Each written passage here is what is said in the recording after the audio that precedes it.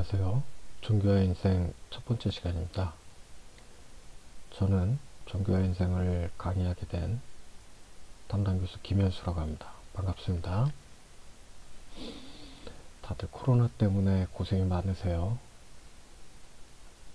우리 모두 슬기로운 대처로 이 어려운 상황을 빨리 극복했으면 좋겠습니다.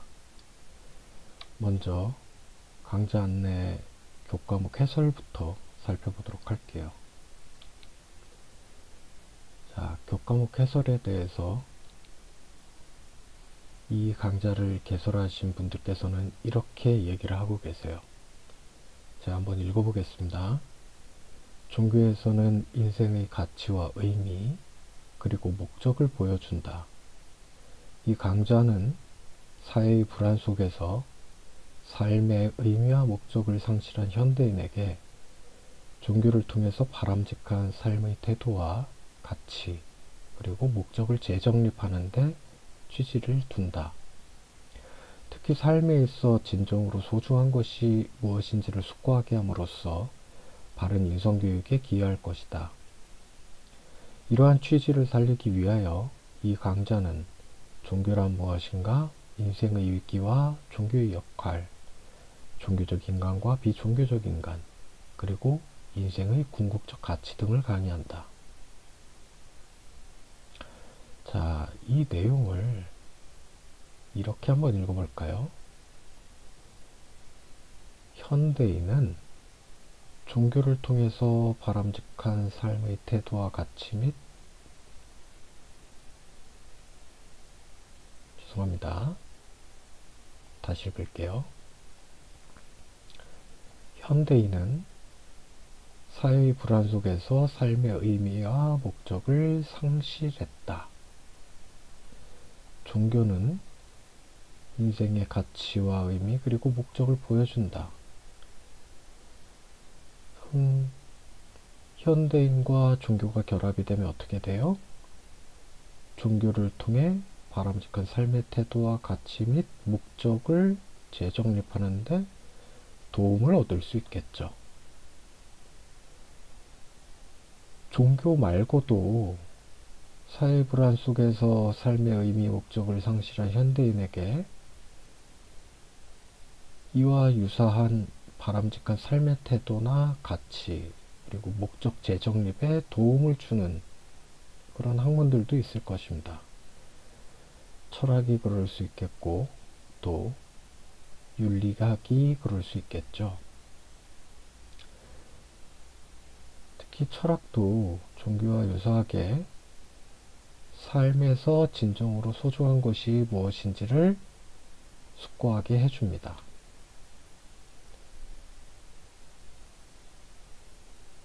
윤리는 우리가 어떻게 살아가야 되는지, 바람직하거나 올바른 삶의 길이 어떤 것인지를 알려주죠.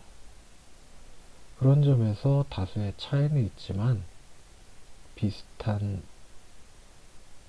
목표들을 보여주고 있다고 이야기할 수 있겠습니다.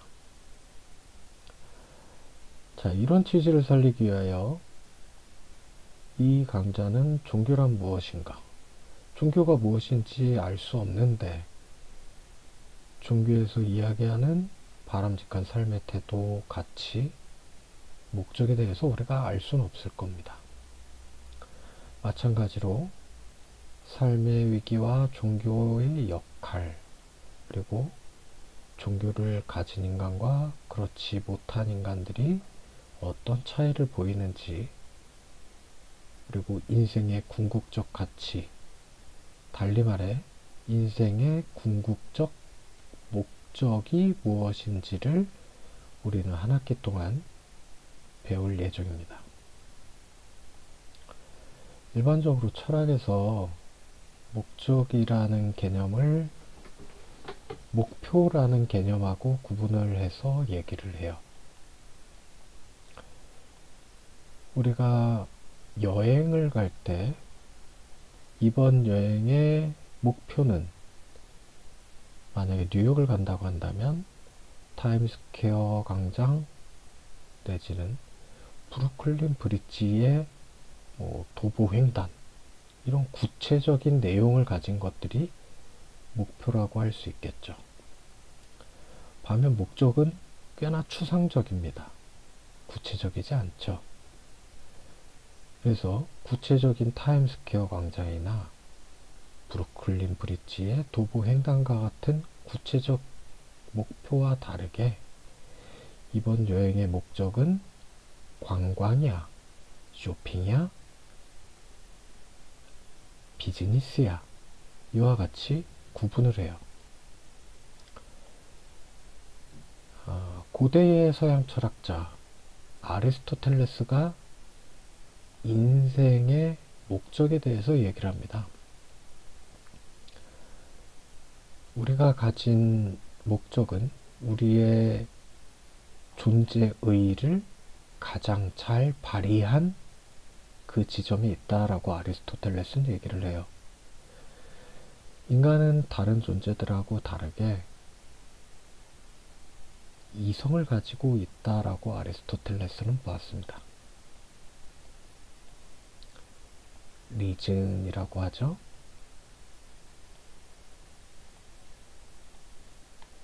이 이성을 가진 인간, 코로나 때문에 제가 얼굴에 손을 대면 안 되는데 지금 손을 댔네요. 여러분 주의하시고요.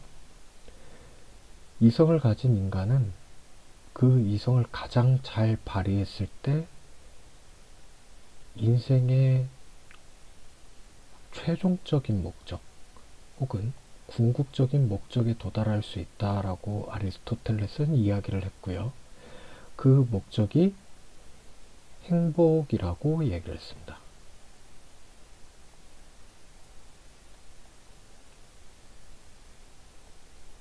마우스로 이 정도 쓰면 나름 준수합니다. 그런데 아리스토텔레스가 얘기한 행복은 이성하고 어떤 관계가 있어야겠죠.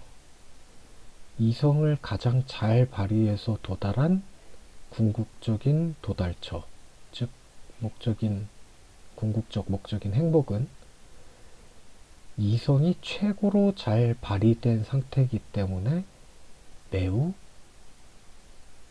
지적입니다. 지성적이죠. 인터렉추얼해요. 그래서 우주의 진리를 관조할 수 있는 그런 상태에서 오는 행복입니다. 이런 지점에서 철학자가 얘기하는 행복과 또 종교에서 얘기하는 행복은 매우 다를 수 있겠죠. 육아를 보통 철학이라고 얘기를 하거나 사상이라고 얘기를 하는데 종교로 얘기를 하기도 합니다. 유학의 창시자를 우리가 공자라고 얘기를 하는데, 공자는 사람이 살아가야 되는 가장 가치로운 일을 인이라고 얘기를 하죠. 어질다라고 얘기를 합니다. 논어에서는 구체적으로 애인이라고 얘기를 해요. 인이 무엇이냐라고 제자가 물었는데 공자가 이에 대해서 애인이다. 우리가 일반적으로 얘기하는 사랑하는 사람이라는 그 애인과 같습니다. 다만 한자가 보통 동사 더하기 목적어의 구조를 가지고 있기 때문에 사랑하는 사람이라고 이해하지 않고 자기하고 다른 사람을 사랑하는 것, 아끼는 것이라고 이해를 하죠. 공자가 삶을 통해서 우리가 걸어가야 되는 길, 가치로운 길, 그것을 어짐이라고 얘기를 했을 때 그 태도는 다른 사람을 아끼는 구체적 내용을 갖고 있습니다. 기독교에서도 비슷한 얘기를 하죠. 기독교에서의 궁극적인 목적은 기독교에서의 궁극적인 목적. 그래서 하나님에게로 나아가는 것이겠죠. 일반적으로 천국에 간다, 이제 하나님의 나라에 간다, 천상의 세계에 간다라고 할 때 그것은 결국 하나님에게로 나아가는 길이고, 그리고 그걸 위해서 보통 무엇을 해요? 전도가 아니라, 전도도 중요한 일이긴 하지만 연민이라는 태도를 가져요. 연민이라는 감정, 영어로는 컴패션이라고 얘기를 합니다.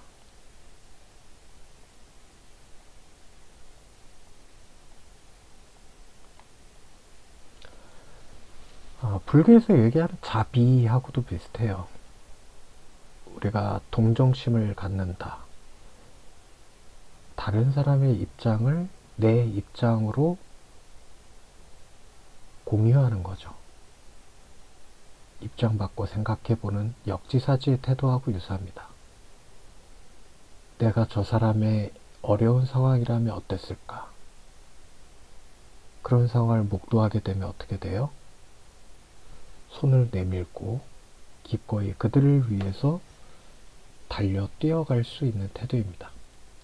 이번 코로나 사태를 통해서도 많은 의사분들과 간호사분들이 그 위험하다고도 할 수 있는 대구로 달려간 모습들을 여러분들도 기억하고 계실 거예요. 자, 그런 모습을 떠올리시면 되겠고요.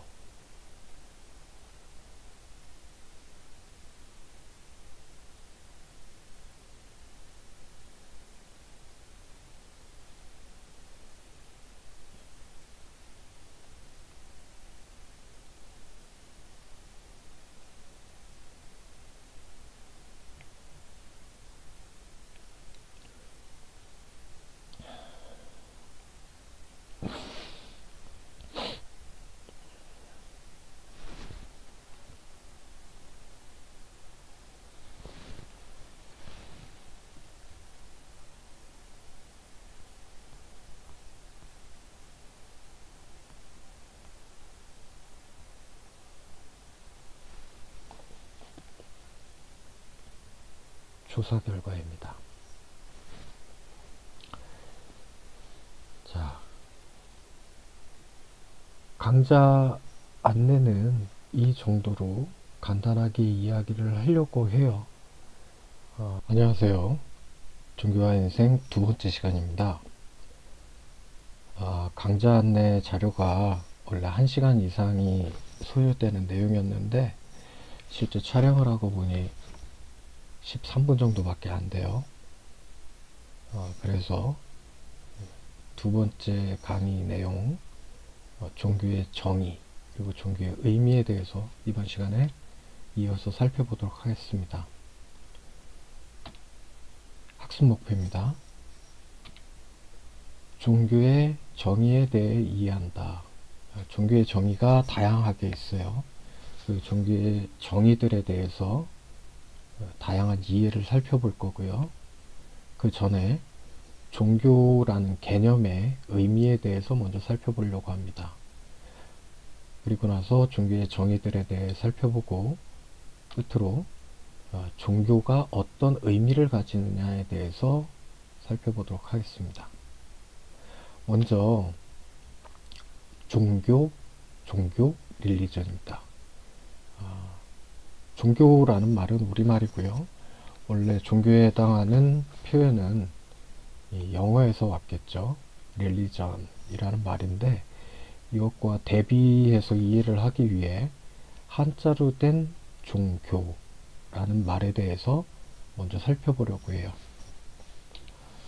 자, 종교. 한자가 많이 낯설죠.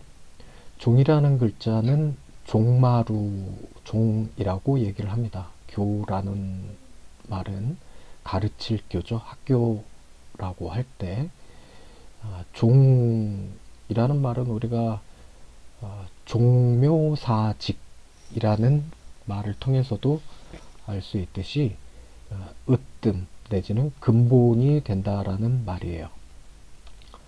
그래서 본래 한자어이긴 하지만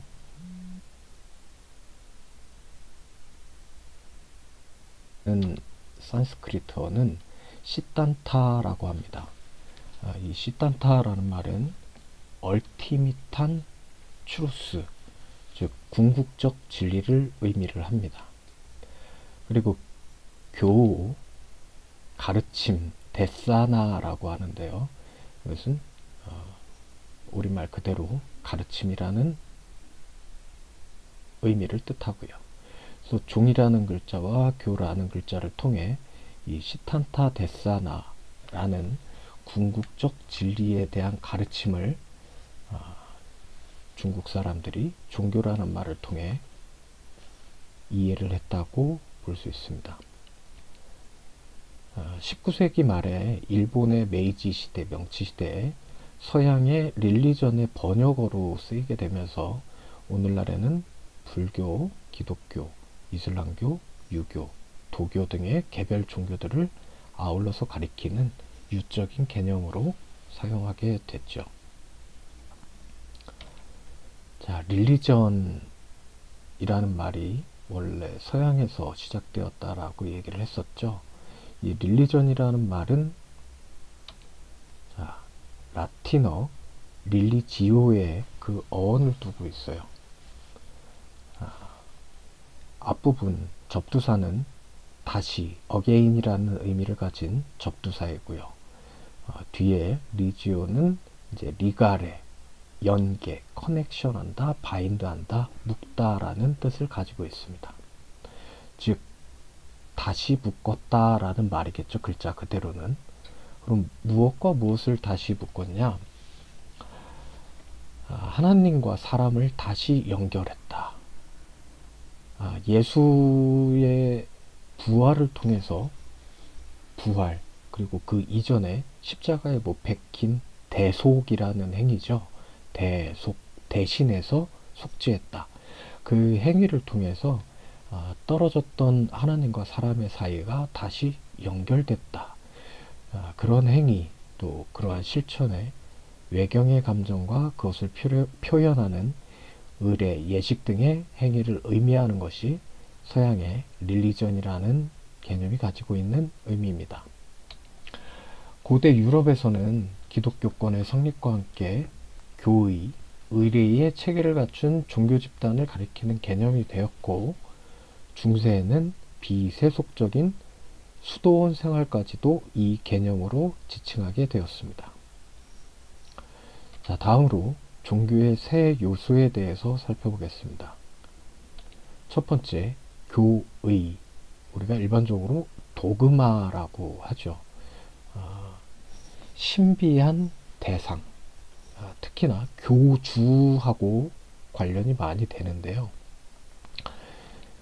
신 혹은 부처 내지는 영, 법, 원리, 도 등으로 불리는 우리가 살고 있는 구체적이고 현실적인, 또 그러면서도 변화 속에 있는 존재를 뛰어넘어 있는 존재, 그러한 초월적이고 절대적 존재에 대해서 우리가 구체적이고 현실적인 세계에 있지만 그런 존재에 대한 체험들을 가지게 될 때 우리가 그런 존재를 초월적이다, 절대적이다 라고 얘기를 하고요.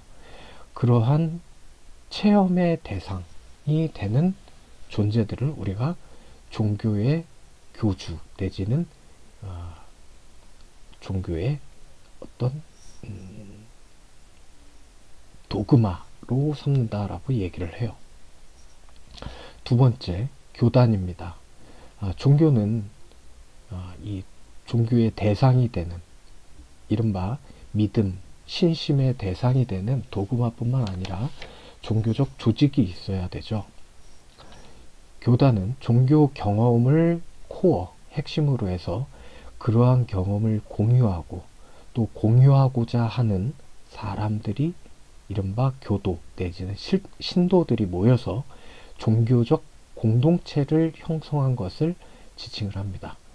이것이 실제로 종교를 행하는 주체가 된다라고 할 수 있겠고, 그 구성원들은 그런 주체에 속한다고 볼 수 있겠죠.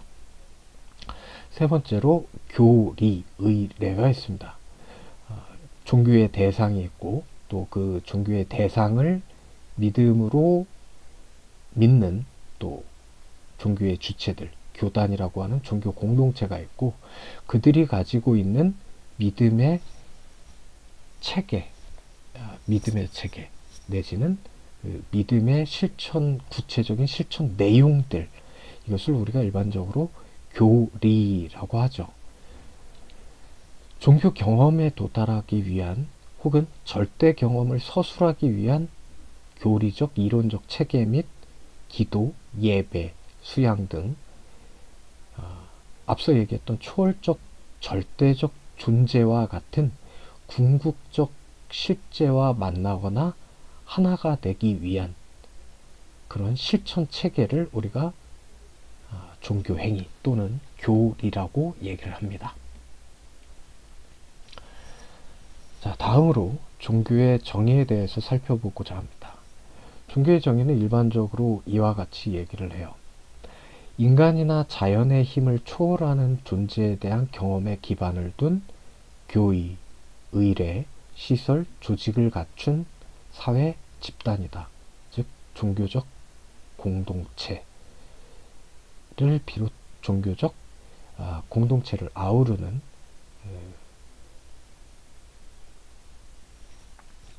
마치 법인과 비슷하다고 이해를 할 수도 있겠죠. 한 개인만 있어서는 우리가 그것을 종교라고 부르지 않습니다. 교의도 있어야 되고 의례, 시설, 조직화가 이루어졌을 때 그러한 집단을 통칭해서 종교라고 이야기를 하죠. 지난 시간에 프란치스크 교황과 BTS를 대비해서 BTS의 팬들인 아미에게는 BTS 또한 종교와 종교의 대상과 마찬가지다 라는 이야기를 했었습니다. 실제 이런 이야기를 한 사람이 누구라고 그랬었죠? 네, 에밀 뒤르켐이라고 하는 프랑스의 사회학자라고 이야기를 했었어요. 에밀 뒤르켐은 기존의 종교에 대한 이해와 다르게 모든 종교의 공통적이고 커먼하고 보편적인 유니버셜한 엘리먼트 요소가 무엇이냐를 탐구를 했습니다. 다양한 종교가 있지만 동양의 종교, 서양의 종교, 인도의 종교 등 이 종교들이 어떤 곳에서는 교의, 교단, 교리를 가지고 있는 경우도 있고 그렇지 않은 경우도 있고 이해는 굉장히 다양할 수가 있었잖아요. 구전으로 내려오면서 특별한 교단을 가지지 않은 경우도 있겠고 교단이 없는 대표적인 종교가 한국에 있는 토속 종교 내지는 무교 가운데서도 전통신앙과 같은 예를 들어서 옛날에 과거에 우리 어머니들이 우물가에 맑고 깨끗한 정화수라고 그러죠.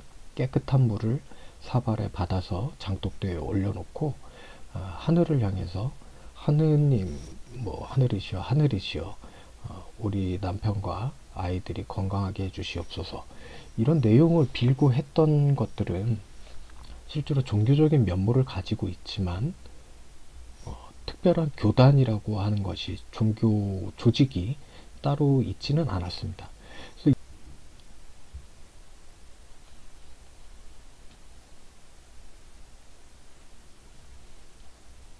제가 또 습관적으로 일시정지 버튼을 잘못 누른 것 같습니다. 손을 떼고 계속 이어서 제대로 해보겠습니다. 에밀 디르켐이 성스러운 것과 세속적인 것을 구분을 했다라고 했어요. 그리고 신의 개념을 가지지 않은 종교는 있으나 성스러운 것을 인정하지 않는 종교는 없다라고 했다고 그랬죠. 신의 개념을 가지지 않은 종교는 있지만 마찬가지로 교단을 가지지 않은 종교도 있을 수 있습니다. 좀 전에 설명을 했습니다. 세 번째 하고 있습니다. 우리네 어머니들이 과거에 집 한 구석에 있던 장독대, 매우 깨끗하고 신성하게 보관해야 되는 곳이었어요. 왜냐하면은 음식을 하기 위해서 필요한 고추장이나 된장, 또 간장은 사땡기원이 들어가면 어떻게 돼요? 부패하게 되죠. 그렇게 하지 않으려고 항상 깨끗한 몸과 마음으로 장독대에 갔던 그런 우리의 삶의 모습들이 있는데, 그 장독대에는 어떤 의미에서 우리네 어머니들이 맑고 깨끗한 물, 이른바 정화수라고 얘기를 합니다. 그 정화수를 장독 위에 올려놓고 하늘에 가족의 안녕, 이런 것들을 빌기도 했던 장소이기도 합니다. 하늘에 빌었다. 그 얘기는 초월적인 존재로 하늘을 설정을 했다는 거죠.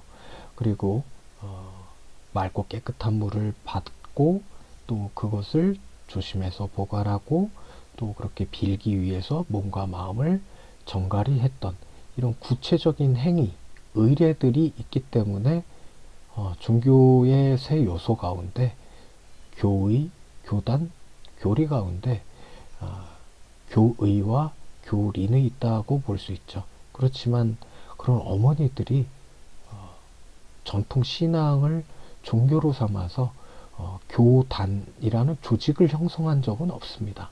이 때문에 신의 개념을 가지지 않은 종교는 있을 수 있다라는 말만큼이나 교단의 개념을 가지지 않은, 내지는 교단을 가지지 않은 종교도 있을 수 있다라고 우리가 이야기를 할 수 있겠죠.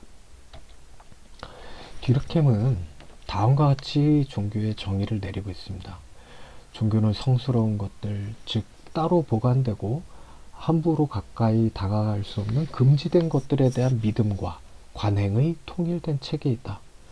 그 믿음과 관행은 그것을 믿는 모든 사람들을 교회라고도 불리는 하나의 도덕적 공동체로 규합시킨다 라고 이야기를 하고 있어요. 자, 종교의 세 가지 보편적 요소에 대해서 디르켐은 다음과 같이 얘기를 합니다. 앞서 얘기한 종교 정의에 따라서 첫 번째는 믿음 체계, 이것은 시얼라지컬한 이론적 요소다 라고 얘기를 하고요. 두 번째, 의식 체계, 우리가 어떤 구체적 실천을 통해서 그 초월적 대상에 가까이 다가설 것이냐 라는 의식 체계를 얘기를 해요. 그리고 끝으로 사회 관계의 체계, 아까 도덕적 공동체, 종교적 공동체라고 얘기를 했었죠. 이 하나의 도덕적 공동체, 그것을 의미하는 것이 사회관계의 체계, 사회적 특징을 가지는 요소라고 볼 수가 있습니다. 그러면서 디르켐은 다음과 같이 얘기를 합니다.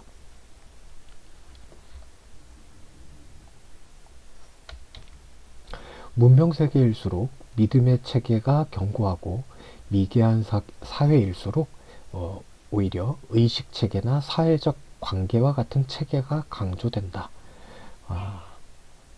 믿음의 체계로 갈수록 뭐라고 할 수 있어요? 영혼과 육체를 대비시키면 영적인 세계라고 볼 수가 있겠고요. 의식체계나 사회관계의 체계는 육체를 기반으로 하는 육의 세계, 육체의 세계라고 할 수가 있겠죠. 그래서 문명세계라는 얘기는 결국은 영적인 세계, 정신적인 세계를 의미하고, 그렇지 못한 사회는 육체적인 사회, 물질적인 사회를 의미한다고도 이해할 수 있습니다. 에밀 디르켐과 다르게 이해하는 종교의 정의들도 몇 가지가 있습니다. 그 전에 에밀 뒤르켐의 그 종교 정의하고 관련해서 그 당시 프랑스의 보수파들이 다음과 같이 비판을 행합니다.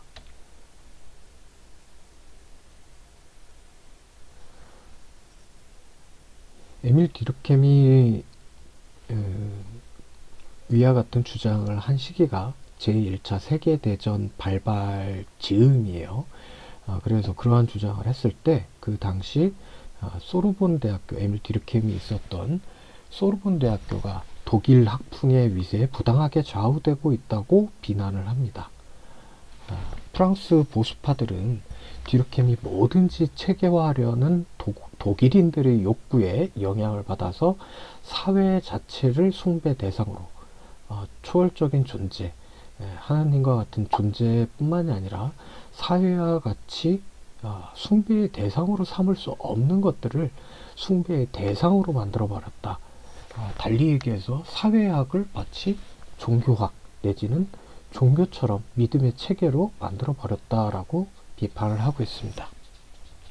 이러한 일화가 있고요. 에밀 뒤르켐의 사회학적인 종교 정의 말고 그 외에 다른 종교의 정의들이 있습니다. 독일의 종교학자 루돌프 오토라는 사람이 굉장히 유명한 사람입니다. 이 사람이 종교에 대해서 다음과 같이 정의를 내려요. 종교란 보다 엄청나고도 매혹적인 신비이다. 영어로 얘기를 하면은 엄청나다, 위대할 정도로 말로 표현할 수 없을 정도죠. 원더풀하거나 이제 그레이트한 정도로 얘기를 할 수 있겠고, 매혹적이다, 차밍한 미스테리다 라고 영어로 옮길 수가 있겠죠. 그냥 매혹적이지도 않고 또 그냥 매혹적인 신비도 아니고, 우리가 상상을 통해서 접근하기 어려울 정도로 엄청나게 매혹적인 신비. 그래서 우리는 어떻게 돼요? 그 매혹적인 신비를 일반적으로 매혹적인 신비라면 거부할 수 있겠습니다. 그런데 엄청나고도 매혹적인 신비이기 때문에, 죄송합니다, 우리는 그것을 거부하기가 어렵다라는 거죠. 오토가 볼 때 종교란 근본적으로 성스러운 것, 아주 홀리한 것에 대한 체험이다.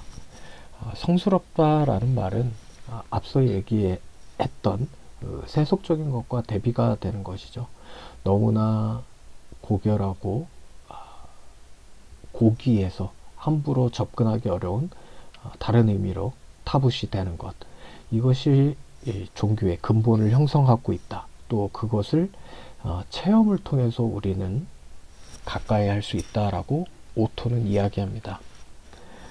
오토는 이 종교의 핵심을 이루는 종교에서만 발견되는 아주 근본적인 것, 또 종교 특유의 체험을 엄청나고도 매혹적인 신비라고 표현을 했는데요.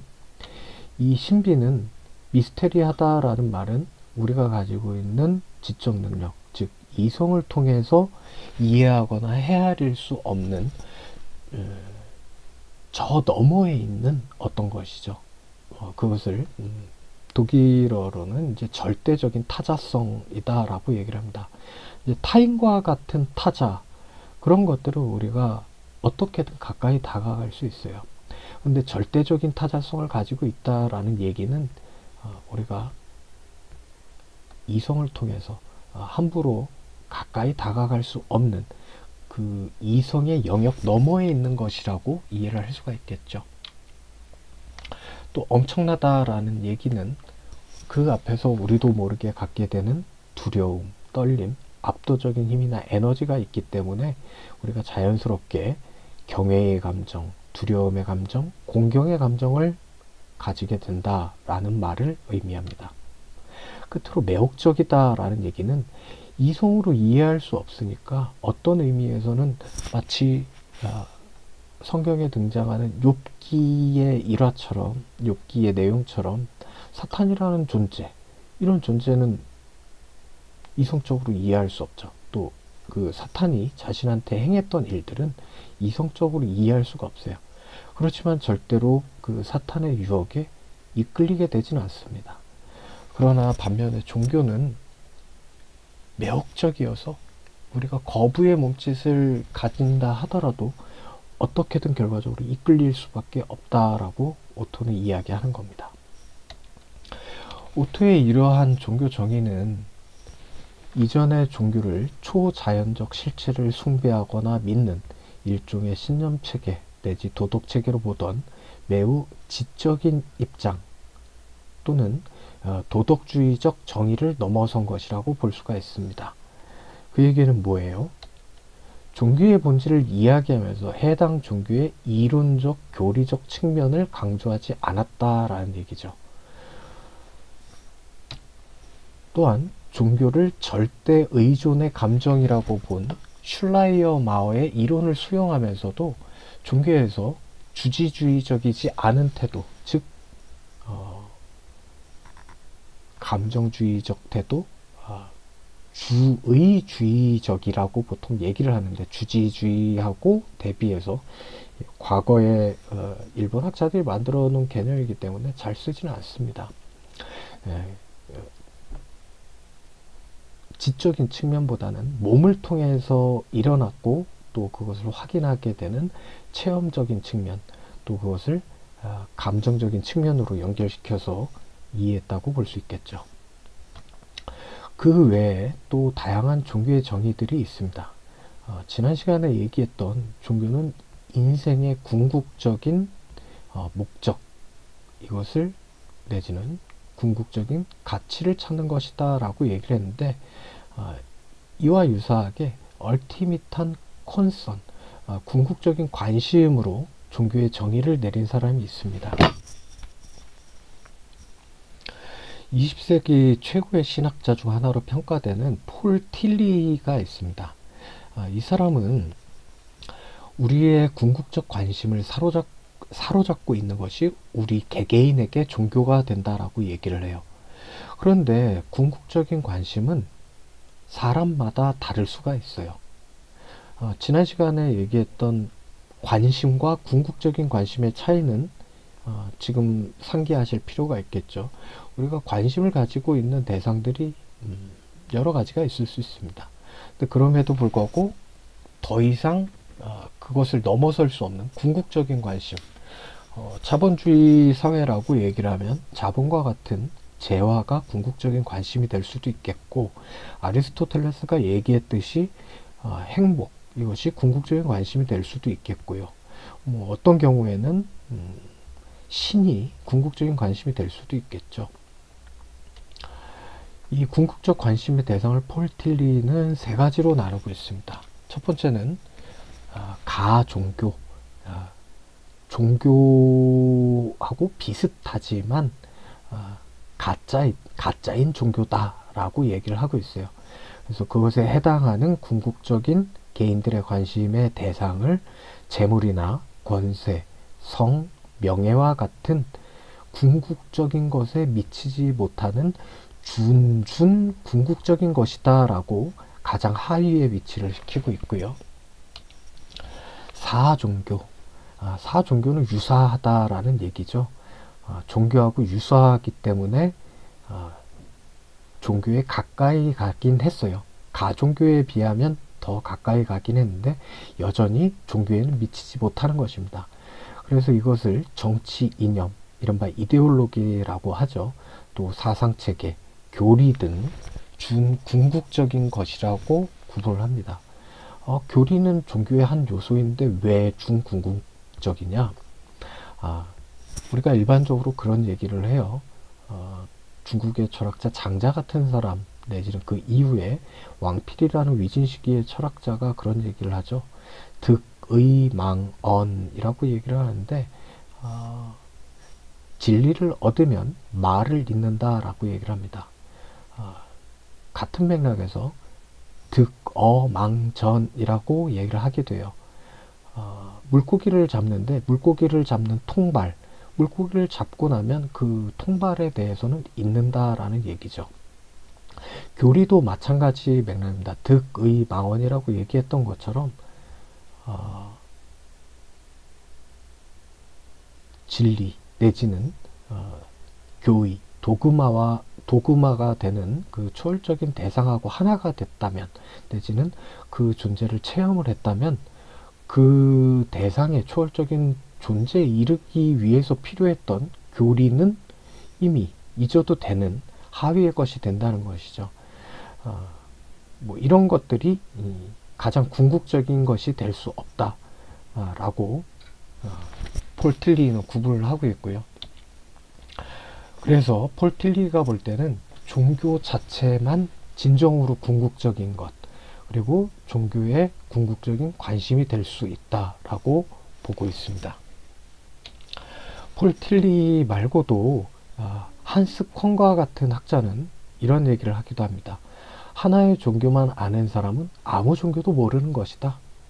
하나의 종교만 아는 사람은 우리가 독단에 빠진다, 내지는 편견에 사로잡힌다 라고 얘기를 하죠. 그럴 때 쓰는 개념이 우리가 앞서 얘기했던 종교의 한 요소인 교의, 즉 도그마에 빠진다 라는 얘기입니다. 교의에 빠진다, 도그마에 빠진다, 또 도그마를 획득한다 라는 얘기는 도그마에서 벗어나기 위해서, 즉 폐쇄성을 보다 견실하게 하기 위해서가 아니라 보다 개방성을 가진 존재가 되기 위해서 그것에 매달리는 것이죠. 그래서 한스콩이 볼 때 이런 얘기를 하게 됩니다.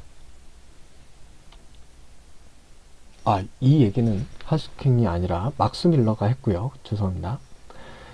종교학의 창시자이기도 해요. 이 막스 밀러는 독일 출신의 영국 철학자이자 동양학자이기도 합니다. 영국 철학자이자 동양학자였기 때문에 어떤 사람이에요? 서양의 철학만 했던 사람이 아니라 동양의 철학에 대해서도 관심을 가졌고 또 조예가 깊었던 인물이죠. 이 사람은 이런 얘기를 해요. 고급 지식은 모두 비교, 컴패리즌에서 얻어지는 것이고 비교에 근거하고 있다. 그러면서 이 사람은 라틴어로 종교를 의미하는 릴리지오에 대해서 가드 오브 가즈라고 얘기를 해요. 이 얘기는 뭐예요? 유일신 신앙에 토대한 하나님, 기독교의 신만 하나님이죠. 신. 그래서 가드를 영어로 또 다르게 뭐라고 얘기를 해요? 자, 일자라고 얘기를 합니다. D1이라고 얘기를 하죠.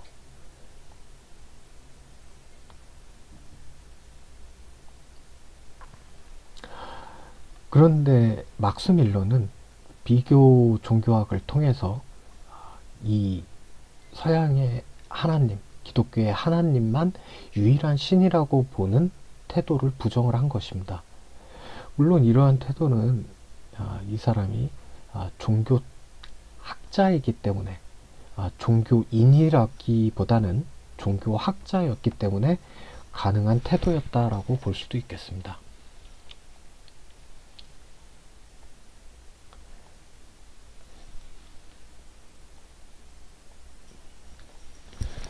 앞서 얘기했던